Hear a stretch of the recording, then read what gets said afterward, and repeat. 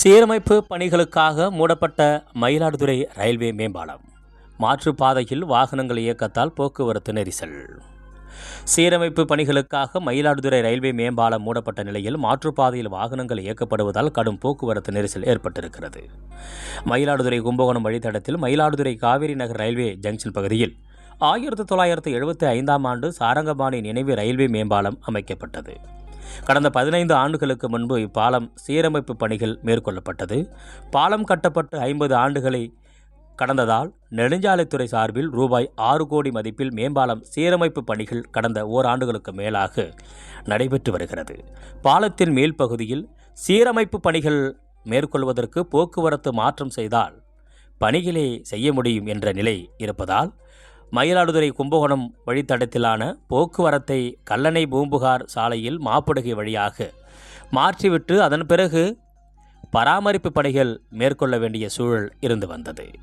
இந்த நிலையில் அக்டோபர் 3ஆம் தேதி முதல் 3 மாதங்களுக்கு இப்பாலம் மூடப்பட்டு மாற்று வழியில் போக்குவரத்து இயக்கப்படும் என மாவட்ட நிர்வாகத்தின் சார்பில் ஏற்கனவே அறிவிக்கப்பட்டிருந்தது. அதன்படி நேற்று மேம்பாலத்தின் வழியாக போக்குவரத்து நிறுத்தப்பட்டு சாலை மூடப்பட்டது.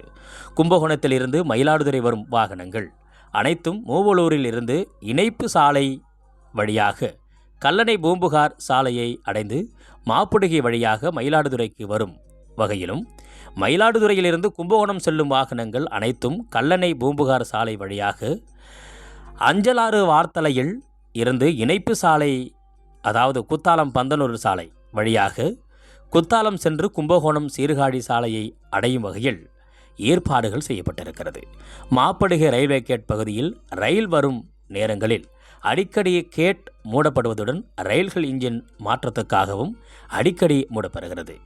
ஒரு நாளைக்கு 40 முறைகளுக்கு மேல் மாப்படுகை ரயில்வே கேட் மூடப்படுவதால் ஏற்கனவே இந்த வழித்தடத்தில் போக்குவரத்து நெரிசல் அதிகமாக இருந்து வரும் நிலையில் தற்போது மேம்பாலம் மூடப்பட்டதன் காரணமாக இந்த வழியாக போக்குவரத்து மாற்றம் செய்யப்பட்டுள்ளதால் நேற்று கடும் போக்குவரத்து நெரிசல் ஏற்பட்டது.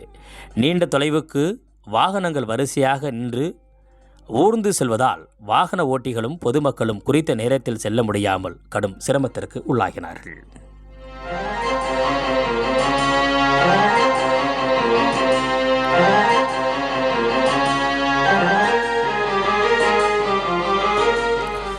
தகவல் பொன்சே MP ஜீவன் அவர்கள்.